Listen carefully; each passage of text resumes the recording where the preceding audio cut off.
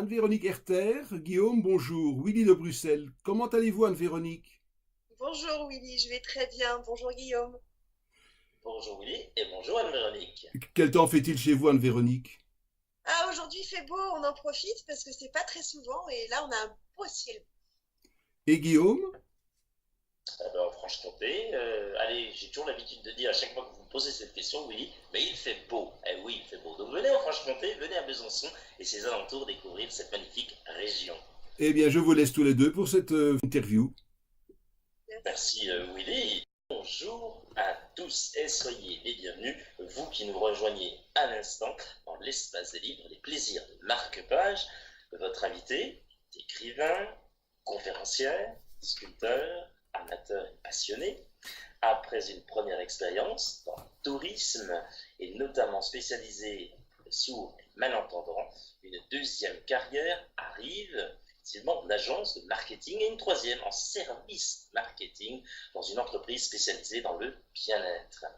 Une dépression sévère liée à son environnement professionnel lui a offert l'opportunité de tout revoir d'un œil nouveau et de effectivement exprimer au travers de ses écrits, également sculpture, effectivement. Vous êtes, vous, Anne-Véronique, en formation pour devenir sophrologue, si je ne me trompe pas, très très beau métier, la sophrologie. Vous dites ceci, je cite, l'écriture et l'argile m'aident à traduire couleurs qui se mélangent dans ma tête et à vous les exposer. Vous êtes l'auteur de Zoo aux éditions Michalon, paru en 2014, ou encore Prudence Rock aux éditions FFT.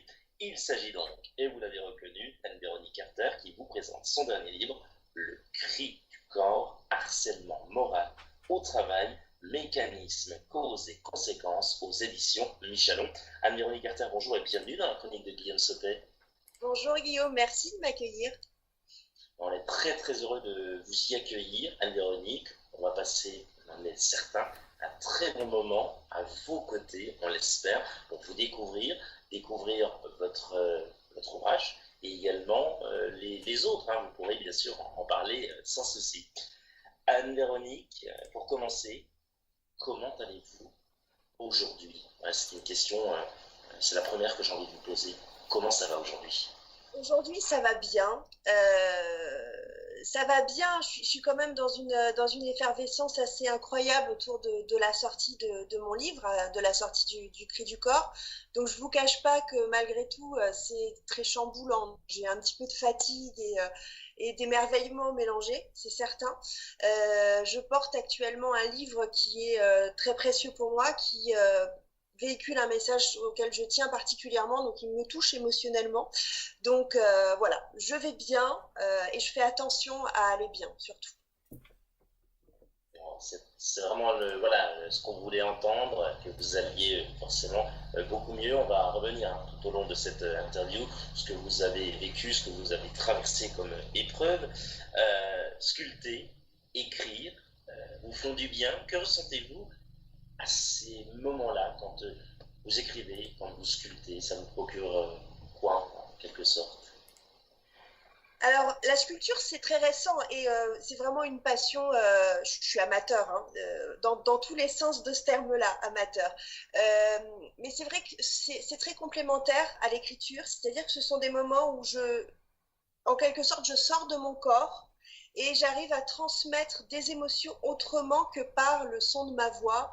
Ou c'est une autre expression qui me permet de traduire des bouts de vie de façon différente. Donc ça complète tout. C'est vraiment magique de travailler la sculpture, la terre et les mots.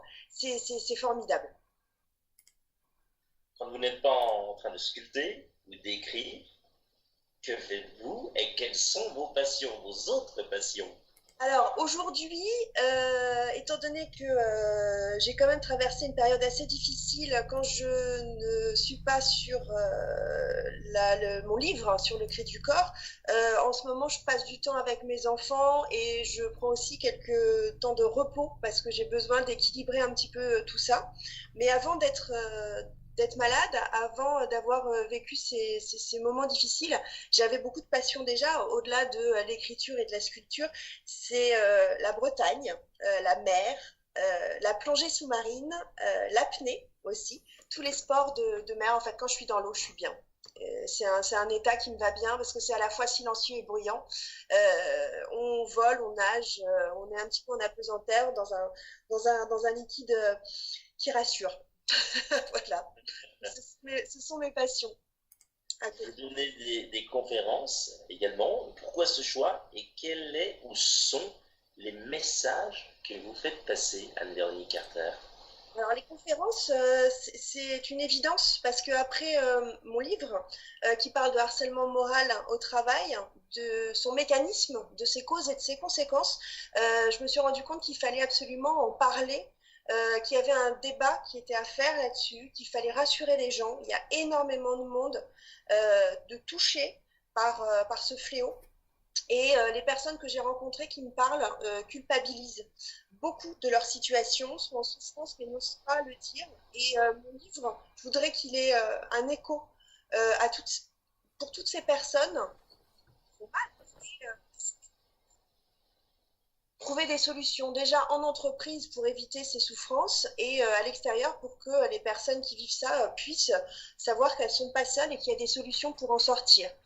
Pour éviter la souffrance, et si on n'a pas pu l'éviter, en tout cas pour en sortir et se reconstruire. Donc c'est vraiment mon message et c'est la raison pour laquelle je suis invitée à débattre ou à m'exprimer sur ce sujet en tant que témoin de ça et aussi parce que j'ai réfléchi sur le sujet et je me suis appuyée pour écrire ce livre sur avec des contributeurs qui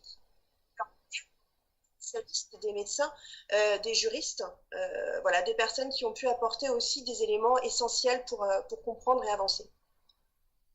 Anne-Véronique Carter, qu'est-ce qu'elle aime lire et qu'est-ce que l'on peut y retrouver dans sa bibliothèque? Si on vient chez vous, on y est déjà presque. On voit ce magnifique bateau derrière vous, mais voilà, si on bougerait la caméra et qu'on verrait effectivement la bibliothèque, qu'est-ce qu'on peut y retrouver? Un joyeux foutoir, joyeux foutoir, entre ma pile à lire, tous les livres que j'ai envie de lire, ceux que j'ai déjà lus, des séries que je lisais quand j'étais jeune, j'arrive pas à me séparer, je dois avoir toute la collection des Verbères avec les fourmis, les thanatonautes, mais là ça me prend toute une partie, parce que je lisais ça quand j'avais 25 ans, je l'ai pas quitté. Dans ma bibliothèque, il y a aussi des livres contemporains, il y a le dernier qui m'a fait... vibrer, c'est celui d'Isabelle Marié.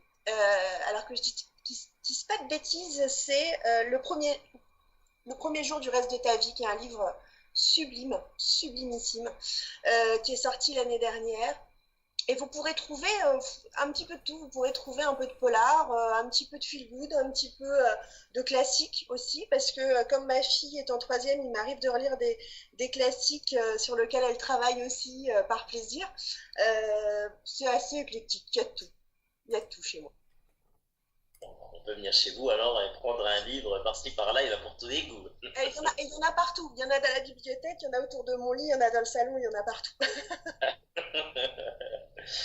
Après ce passage dans 7 à 8 sur TF1, nos confrères bien sûr, vous avez dû être inondé de messages, hein, on suppose. Cela fait quoi? On reçoit plein de messages, notamment de soutien. Oui. Racontez-nous.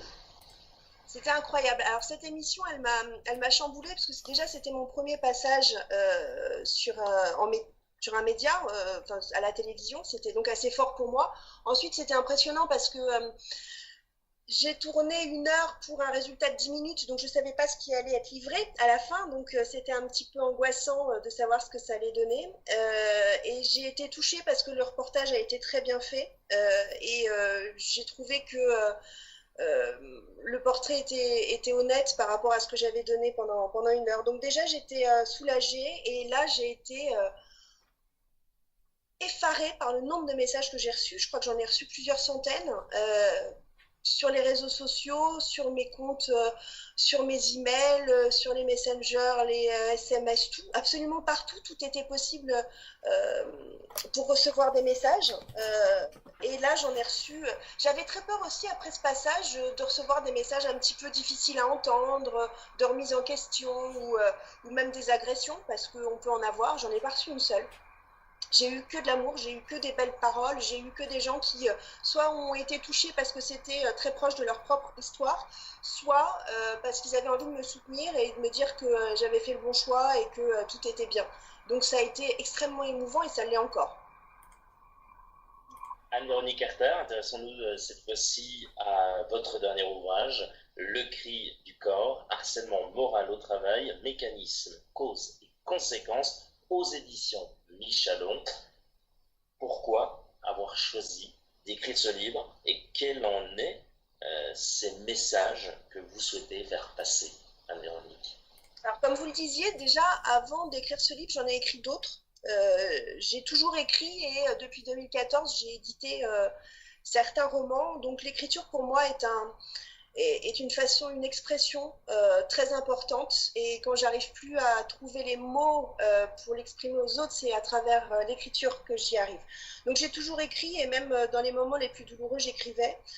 Donc c'était une évidence qu'il sortirait de mon histoire ou de cette période douloureuse quelque chose, un écrit, c'était sûr.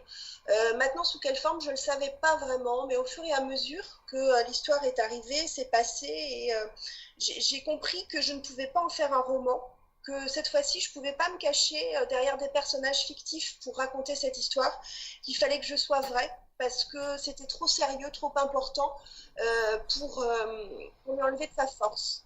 J'avais très peur d'être impudique et en même temps, je me suis dit, ici, il faut dire les choses telles qu'elles sont et comment on les vit.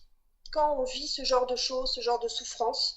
Donc, je l'ai écrit petit à petit. J'ai commencé par la période de dépression. Donc la deuxième partie de mon livre et j'ai terminé évidemment par la première partie qui est l'explication pourquoi je suis tombée parce qu'il fallait que je sois moralement un petit peu plus solide pour pouvoir revenir sur tous ces éléments douloureux. Anne-Véronique Herter, racontez-nous cette pression que vous avez vécue dans cette entreprise de bien-être, hein, puisque vous citez bien sûr, on va dire, pas le nom de l'entreprise, mais ce qu'elle fait, voilà, son activité. Oui. Racontez-nous cette pression que vous avez vécue. Vous avez notamment reçu à un moment donné un fameux mail que vous êtes tombé par hasard dessus. Et là, ça a en fait commencé. Hein, les choses ont vraiment commencé. Oui, je suis arrivée dans cette entreprise très heureuse d'y travailler parce que j'aimais les produits qu'elle vend. J'aimais l'ambiance, j'avais l'impression que c'était la boîte de ma vie. J'étais là pour un long moment, en tout cas, j'avais 34 ans. J'avais déjà travaillé 12 ans dans des agences de publicité, de communication. Donc, je me sentais à l'aise dans mon métier. Et je suis arrivée là pleine d'énergie. Il y avait beaucoup de travail, il y avait un peu de stress, il y avait beaucoup de choses qui se passaient. Mais j'y faisais pas très attention. J'avais envie de me donner à fond, donc je le faisais. Je comptais pas mes heures, je comptais pas mes week-ends, je comptais pas le temps et j'étais bien. Un petit peu stressée, mais voilà. Et puis un jour au bout de 3 ans, donc ça faisait quand même un moment que j'étais dans cette entreprise. Je pensais être bien vue. D'ailleurs, mes évaluations étaient convenables. Enfin, elle même était bonne. On m'avait donné pour mission de travailler sur une compétition d'agence pour changer d'agence de communication pour l'entreprise.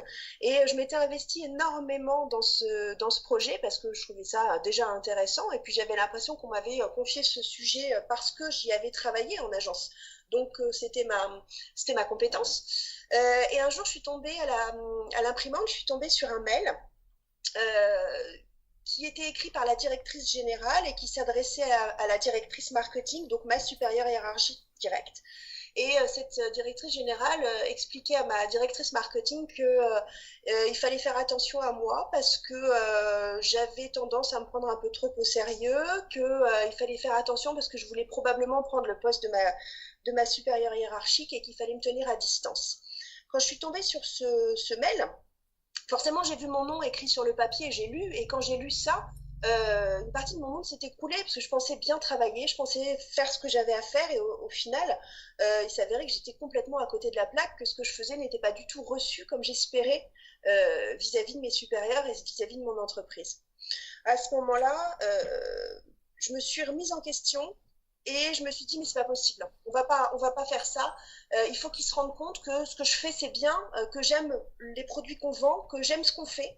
Donc au lieu d'aller à la confrontation, de leur parler, d'essayer de comprendre et de changer les choses ou de m'en aller, enfin je veux dire d'essayer de voir s'il n'y avait pas un souci gérable ou pas, en fait j'ai rien dit et je me suis accrochée par orgueil, par souci de perfection, par envie, enfin je sais pas, par peur de décevoir, je me suis dit je vais changer la donne et je vais leur montrer que je suis capable. À partir de ce mail, en fait, tout a changé. Ma directrice s'est présentée sous un autre jour vis-à-vis de moi. Là où elle me félicitait avant, elle s'est mise à me trouver des problèmes. Mes évaluations étaient plus bonnes alors qu'elles l'étaient avant. J'étais responsable marketing. Quelques semaines avant, j'étais une très bonne responsable marketing. Ensuite, je ne l'étais plus. J'étais un mauvais manager. On ne savait pas quoi faire de moi. Donc, il y avait beaucoup de choses négatives. Ça a duré plusieurs mois. Et un jour, on m'a changé de direction, on m'a donné un autre poste, où là, il y avait beaucoup plus de management. Et je me disais, mais je comprends pas, puisque je suis pas un bon cadre, pourquoi me donner un poste où il y a encore plus de responsabilités et de relations avec d'autres personnes qui seraient sous ma propre responsabilité. Je ne comprenais pas. Et en fait, je pense qu'à partir de ce moment-là, ils ont essayé de faire en sorte que je m'essouffle ou que je m'épuise ou que je ne puisse pas répondre à des tâches qui m'étaient assignées. Donc j'ai pris ce nouveau poste et en fait ça a été le début de l'enfer parce que tout ce que je faisais n'allait pas. En fait, on rentre après pendant des années dans un cercle où on nous souffle le chaud, on nous souffle le froid. On me félicitait en public pour des dossiers, mais on m'engueulait en privé. On me disait de faire quelque chose, et puis 5 minutes après de faire autre chose, et puis encore 5 minutes après, on modifiait encore le brief. Je savais plus ce que je devais faire, je savais pas à qui je devais envoyer mes informations. Enfin, on commence à m'embrouiller la tête avec plein de choses, tout et son contraire, des missions qui sont pas destinées que je dois faire et quand je les fais on me dit que j'avais pas à les faire. On me donne la responsabilité d'un service espagnol alors que je parle pas espagnol. J'ai un bureau qui est dans un couloir qui a pas de mur, mais j'ai des conférences téléphoniques avec d'autres pays. Très régulièrement, donc c'est en anglais. Et comme je suis dans le couloir à côté des ressources humaines et à côté de la photocopieuse, j'ai toute l'entreprise qui passe à longueur de journée devant moi, qui fait semblant de me parler, et puis qui repasse pour faire comme si c'était normal de passer devant mon bureau, parce qu'ils pourraient faire le tour, mais ils ne le font pas, parce que c'est plus rapide de passer par là. Et du coup, je suis constamment dérangée à tel point que j'arrive pas à travailler, j'arrive pas à me concentrer. Je suis obligée de me mettre sous mon bureau pour passer mes appels téléphoniques, ce qui est assez humiliant. Je demande une cloison, une petite cloison qui aurait coûté 2 000 € et on me le refuse parce que ça coûte trop cher. Alors que c'est une très grosse entreprise qui a quand même les moyens de payer un mur à son salarié. Donc on me le refuse pendant plusieurs mois, voire années. Finalement, j'ai réussi à avoir quelque chose, mais c'était vraiment épouvantable quand même. C'était assez oppressant comme classe. J'ai mis longtemps à l'avoir. Et finalement, ce monde qui était merveilleux au départ est devenu un enfer. C'est-à-dire que j'ai commencé à souffrir énormément, à faire des cauchemars la nuit, à pleurer dans ma voiture en y allant. Et encore, les jours où j'arrivais à me lever, parfois j'arrivais pas à me lever, je regardais mon plafond pendant des heures en me disant, enfin de longues minutes, mais j'arrive en retard parce que paralysée dans son lit et en se disant je peux pas y aller, je peux pas y aller, je peux pas y aller. On prend du retard. Donc on prend du retard dans tout. Comme on perd confiance, je travaillais moins bien aussi, donc mes dossiers étaient probablement moins bien faits. J'étais capable de mettre 1 heure pour écrire un mail de 5 lignes, parce que je réfléchissais sur la façon dont il fallait que je l'écrive, à qui je devais l'adresser, si je me trompais, si je me trompais pas. Il y avait toujours une angoisse permanente. Je pleurais beaucoup, je pleurais à la machine à café, je pleurais derrière mon bureau. J'étais soutenue par des salariés qui vivaient aussi la même pression, qui étaient aussi très angoissés. d'autres qui allaient bien aussi, parce qu'il faut pas, on n'était pas tous malheureux, mais il y en avait beaucoup qui allaient mal. Et en revanche, on avait développé une très grosse solidarité entre nous parce que on était tous attachés aux produits que vendait cette entreprise et on faisait, du coup, on était en force ensemble euh, parce qu'on aimait ce qu'on faisait malgré tout. Voilà comment. Très bien. Mais en fait, j'ai eu beaucoup de réactions physiques du fait de mes souffrances et c'est pour ça que ce livre s'appelle Le cri du corps parce que mon corps a voulu me prévenir de toutes ces souffrances que je m'infligeais moralement et donc physiquement. J'ai commencé à j'étais trop stressée, donc je perdais des bouts de dents la nuit à force de serrer mes dents. Ça s'appelle le bruxisme. J'ai perdu des cheveux, je perdais mes ongles, j'avais de l'urticaire, j'étais dans une phase dépressive, je pleurais tout le temps et j'ai pris plus de 30 kilos. Donc j'étais très mal dans mon corps, très mal dans ma vie. Et plus mon corps réagissait, plus j'essayais de le faire taire et plus je lui disais, mais j'essayais de le cacher et plus je lui faisais taire et plus il essayait de prendre de place ou de se montrer pour me faire réagir. Et évidemment, comme j'allais mal, j'ai une directrice qui n'était pas ma supérieure hiérarchique, qui m'a convoquée et qui a commencé à faire quelque chose qui était complètement déplacé dans une entreprise parce que elle m'a obligée à rester alors que je refusais de rester dans son bureau et elle m'a dit des choses horribles. Elle m'a dit qu'elle me voyait grossir tous les jours, qu'avant c'était mignon, maintenant que j'étais devenue monstrueuse, que qu'elle pouvait pas me laisser dans un état pareil, qu'elle était mon amie et c'est pour ça elle s'est mise à pleurer quand moi je me suis mise à pleurer. Elle m'a dit que j'étais devenue trop grosse pour faire un vrai régime, mais qu'il faudrait peut-être que j'essaye d'arrêter de l'alcool, si tant est que j'étais alcoolique. Ça a duré une demi-heure et en fait, j'ai compris pendant cette demi-heure que j'étais devenue un monstre. Déjà, par rapport à mes dossiers précédents, il m'avait fait comprendre que j'étais pas un bon manager, que je travaillais mal, que je gagnais trop ma vie pour ce que je faisais. Je méritais pas une cloison pour mon bureau et elle était en train de me dire qu'en plus j'étais devenue monstrueuse. Je suis sortie de là, j'étais effondrée, évidemment. Et c'est à ce moment-là où je me suis dit, qu'est-ce que je fais? Est-ce que je continue ou est-ce que j'arrête? Et j'arrête comment? J'arrête, je me mets en arrêt ou j'ouvre une fenêtre et je saute. Me suis réellement posé la question. Je ne l'ai pas fait, déjà parce que ce sont des idées noires qui sont passées. Je ne pense pas que j'aurais été capable de le faire, mais j'ai eu envie de le faire et parce que j'ai eu une salariée, une collègue qui est arrivée à ce moment-là qui m'a dit de rentrer chez moi. J'ai été arrêtée par mon médecin pendant une quinzaine de jours parce que le choc pour moi était trop violent et je suis retournée travailler. J'ai quand même écrit une lettre à cette directrice pour lui dire que ça avait été trop éprouvant pour moi, qu'elle n'avait pas à me parler comme ça. Et elle a reconnu les faits. Et ça a été terrible pour moi parce que quand je lui ai envoyé ce message, je me suis dit, elle va nier, elle va dire mais non, je vous ai jamais dit ça, c'est pas ce que je voulais dire, vous n'êtes pas un monstre. Et en fait, elle m'a juste dit, oh, je voulais pas vous faire de peine, on n'y pense plus. Et pour moi, ça a été une deuxième douleur parce que c'était en plus, elle le pensait vraiment, donc c'était vrai, j'ai pas rêvé. C'était réel. Donc ça a été assez éprouvant. J'ai essayé de retravailler pendant quelques mois. J'ai eu du mal, j'ai eu beaucoup de mal et j'ai eu énormément de problèmes encore avec ma direction qui m'empêchait clairement de travailler convenablement. Et un jour, j'ai demandé à mon compagnon de m'aider à pas aller travailler en me frappant. Je lui ai demandé de me casser le bras pour que j'aille pas travailler. À ce moment-là, on a compris tous les deux, lui et moi, la douleur qui m'habitait. Il m'a pas frappée, mais je suis partie chez le médecin immédiatement et j'ai été arrêtée. C'est un moment qui est très douloureux pour moi, encore aujourd'hui, alors que c'était il y a longtemps maintenant.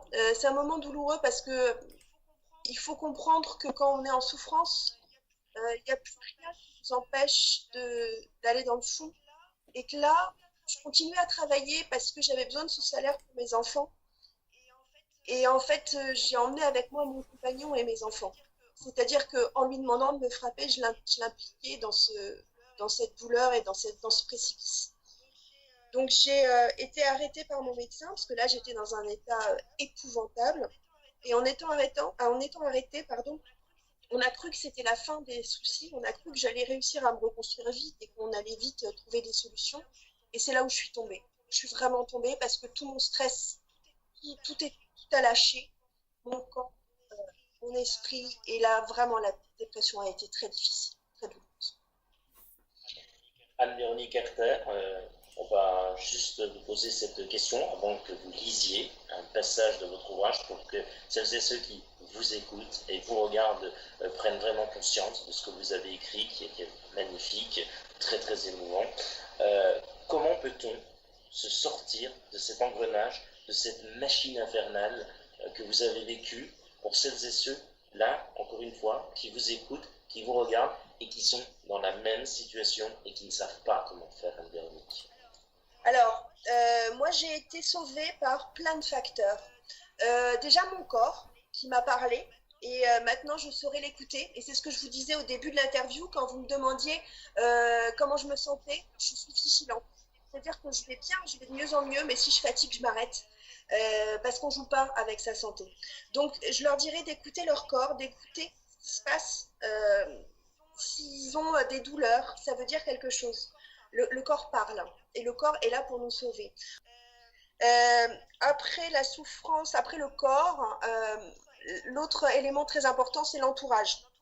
L'entourage, c'est très important parce que ça nous permet de tenir la tête hors de l'eau. Et là, c'est un message pour les personnes qui ne seraient pas forcément concernées, mais qui auraient un proche en souffrance. Écoutez-les et soyez indulgents. Écouter leur souffrance, c'est quelque chose de terrible et dont on se sent coupable et honteux. Donc soyez vraiment vigilants. L'entourage est essentiel pour s'en sortir.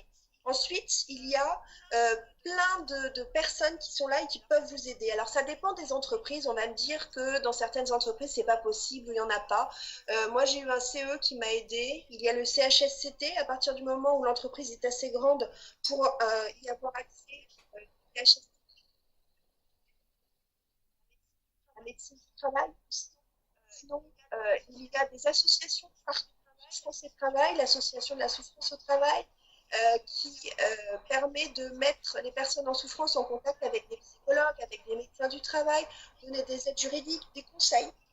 Il y a aussi la sécurité sociale, moi qui m'a énormément aidée. Je fais partie d'un groupe de souffrance au travail, des personnes qui sont dans mon cas, un groupe de parole aussi qui a lieu très régulièrement et qui permet de ne pas se sentir seul. Les assistantes sociales de la sécurité sociale, j'ai découvert un monde que j'ignorais. Je ne savais pas qu'il y avait autant d'associations, d'organismes d'aide pour nous aider. Et on ne le sait pas, on l'ignore parce qu'on est dans cette honte et on se camoufle, on se cache. Et en fait, en ouvrant les yeux, on s'aperçoit qu'il y a beaucoup d'éléments et de personnes qui peuvent nous aider. Donc vraiment, allez vers eux. Et ensuite, le dernier conseil que je donnerai à ces personnes-là, c'est l'indulgence. L'indulgence envers soi-même. On a le droit d'être mal, on a le droit de ne pas être heureux. Ce n'est pas une forme de faiblesse que de craquer. C'est une forme de sagesse que de s'écouter et de savoir s'arrêter à temps. Vraiment. Anne-Véronique Carter, pouvez-vous nous lire un passage de votre ouvrage pour donner cette envie aux lecteurs qui vous regardent et qui vous écoutent de vous lire? Alors, j'ai une question avant parce que j'ai 2 passages que je pourrais vous lire, un sur le harcèlement et un sur la dépression. Je voulais savoir ce que vous aviez envie d'entendre. Eh bien, écoutez, celui qui, pour vous, pourra vraiment retranscrire au mieux votre ouvrage, voilà, et effectivement, le message que vous avez envie, pourquoi pas aussi faire passer. Donc, on vous laisse vraiment ce libre choix, c'est votre émission, c'est la vôtre. Alors, juste avant de lire, je vais vous expliquer pourquoi je choisis ce passage. Je choisis ce passage parce que c'est vraiment l'expression du cri du corps. C'est un passage sur la dépression. Parce que je parle beaucoup du harcèlement, je parle beaucoup des souffrances et j'ai envie de laisser un petit peu la parole aux conséquences de cette souffrance. Donc c'est un passage sur la dépression. Voilà. Elle est toujours là, tapie, prête à jaillir. Mon corps est sa maison. Elle se promène, passe d'un lieu à l'autre, regarde à travers mes yeux, envahit mon cerveau, descend dans ma gorge, dans mon ventre, paralyse mes membres ou se venge sur ma peau. C'est un ver solitaire qui me coupe du monde, du beau, du délicat, une possession ingérable qu'il faut pourtant apprendre à gérer. On la terrasse à coups de psychiatres, de psychologues, de psychomotriciens, d'ostéopathes, de sport, de méditation, de relaxation, de sommeil, de silence, d'arrêt maladie, d'anxiolytiques, d'antidépresseurs, de somnifères, de groupes de parole. On fouille partout, dans mon passé, dans mon présent, dans mes mensonges, dans mes illusions. Est-ce de la bipolarité, de la schizophrénie, une psychose? Quel traumatisme, quelle fragilité, quelle pièce manque au tableau? Souvent on ne la nomme pas, on les cache ces choses-là. Si elle s'est installée dans mon corps, c'est que je suis instable, trop fragile, peu combative, flemmarde ou un peu folle. Il suffirait de me secouer. Et moi, je promets à ceux qui voudront bien me croire que je la vaincrai, cette salope qui a décidé de tuer ma vie à coups de crise de nerfs. On plaint la famille et on a raison de le faire. Il n'y a pas de mode d'emploi pour gérer ces angoisses, ces états troubles, où mon corps devient le pantin de cette chose, où ma tête est trop lourde, où plus rien ne compte, ni mes amis, ni ma famille, ni mon homme, ni mes enfants. Rien, juste la douleur qui me fracasse l'intérieur du corps et que je voudrais faire sortir. Pourtant, lorsqu'elle se cache, disparaît un instant, se tapit dans un coin si petit que je ne la ressens plus, je la cherche. Son absence m'inquiète comme un trou dont je ne saurais que faire. La nature n'aime pas le vide. Comment combler le temps qu'elle me volait, l'existence et la place qu'elle me donnait? Une autre façon de souffrir. Puis je m'habitue à son départ, je reprends ma vie, tente quelques sourires, 2-3 projets, un pas, un autre, une promenade, une aventure. Elle me rattrape alors par le cou, me stoppe net et me sourit, droit dans les yeux. Je la vomis, je la crie, je la hurle, à m'en déchirer le ventre, accroupie sur mon parquet, repliée sur mes cuisses. Je me regarde dans la glace, je me crache dessus, je me méprise, je me veux du mal parce que je suis ce mal. Je veux extraire le serpent qui me ronge de l'intérieur, je veux qu'il sorte de moi, que le venin se barre et que je dorme enfin. Je me griffe, je me rougis, je me boursoufle. Ma douleur intérieure est tellement intense que mes doigts se plantent sur ma peau pour contenir la secousse. Je m'agrippe, je me protège. La tête me tourne. Frustration, satisfaction, honte, soulagement, fatigue. Peut-être dormir pour oublier, ou se taper la tête contre les murs pour ne plus penser. Voilà. Le cri du corps, harcèlement moral au travail, mécanisme, cause et conséquences, c'est aux éditions Michalon. Quels sont vos projets pour la suite, Anne-Véronique? Continuer. J'ai écrit ce livre, je vois qu'il y a beaucoup de monde qui me parle de leur propre douleur et j'ai pas envie de m'arrêter là. J'ai écrit un livre et alors on continue. C'est-à-dire qu'aujourd'hui, je vais m'intéresser à ce qui se passe au niveau du harcèlement moral au travail. Je vais aller début juin au colloque international organisé par Marie-Francine Goyenne sur donc le harcèlement moral au travail, un colloque international qui se passe en France et c'est la première fois depuis qu'il est créé, donc très important.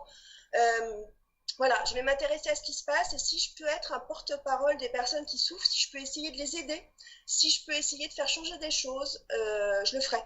Ce sera mon objectif aujourd'hui. Anne-Véronique Carter, passons tout de suite à la minute cool, si vous le voulez bien. On va souffler un petit peu. Plutôt vacances à la montagne ou à la mer? À la mer. Quelle est la dernière série ou film que vous ayez vu? Oh, je regarde plein. Game of Thrones. Excellent. Game of Thrones, ça fera plaisir à dénommer Jean-Pierre, qu'on salue au passage, qui adore cette série. Voilà, il se reconnaîtra, Jean-Pierre. Êtes-vous plutôt sauce carbonara ou sauce bolognaise? Carbonara. Dans les mêmes goûts. Un voyage en Islande ou un voyage au Maroc? Islande, je connais pas. Pareil, exact. Et bien, décidément, on se suit. Quel est le chanteur et la chanteuse que vous adorez le plus? Oh là, je peux pas répondre à cette question. Alors non, je vais dire une chanson. Non? Je vais dire une chanson plus qu'une chanteuse, j'ai le droit. J'aime particulièrement Oui, allez. Dis quand reviendras-tu de Barbara, j'adore. Voilà. Ah, excellent choix. Plutôt du matin ou plutôt du soir? Du soir. Du matin, je dors. Anne-Véronique Carter, si vous auriez un rêve, ce serait? Si j'avais un rêve, c'était J'en ai mille des rêves. Pour moi, le rêve, c'est que le bonheur se conjugue au présent, qu'on soit dans le bonheur. Voilà, le bonheur instantané, l'instant présent, le bonheur pour moi et mes enfants, c'est-à-dire la sérénité. Eh bien, nous, le bonheur, il est là, il est maintenant, il est tout de suite et il est avec vous, Anne-Véronique. Merci beaucoup, Guillaume. Anne-Véronique Carter, rappelons que vous êtes l'auteur du récit Le cri du corps, harcèlement moral au travail, mécanismes, causes et conséquences aux éditions Michel. On remercie infiniment, et notamment Sophie, qui se reconnaîtra, et qui connaît également bien le département du Doubs. Donc voilà, on la salue bien fort, et que l'on embrasse également. Merci d'avoir accepté, Anne-Véronique, notre invitation pour la chronique de Guillaume Sautet. Merci beaucoup. Et juste, je voulais rajouter que je serai dans votre région probablement début juillet pour une signature. J'espère vous rencontrer.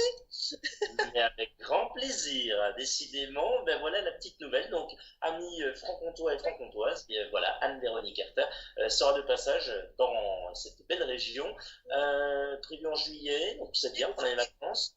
Et ça serait quelle, vous le savez encore, la librairie ou pas du tout encore? J'attends la confirmation, mais normalement, ce sera la première semaine de juillet à Besançon. Yes, excellent. Bon, ben, on verra pour la bibliothèque, la librairie, pardon, en question. Toute l'équipe de l'Espace des Livres et les plaisirs de Marc Page vous remercie de votre écoute et de votre fidélité. N'hésitez pas à partager, à liker au maximum cette interview pour faire entendre le cri, c'est le cas de le dire, de Anne-Véronique Carter. On remercie également Willy Lefebvre derrière à la technique. Comme d'habitude, rendez-vous très prochainement pour de nouvelles aventures littéraires et il va y en avoir très très prochainement de très belles surprises. Bonne lecture à tous, prenez soin de vous, salut!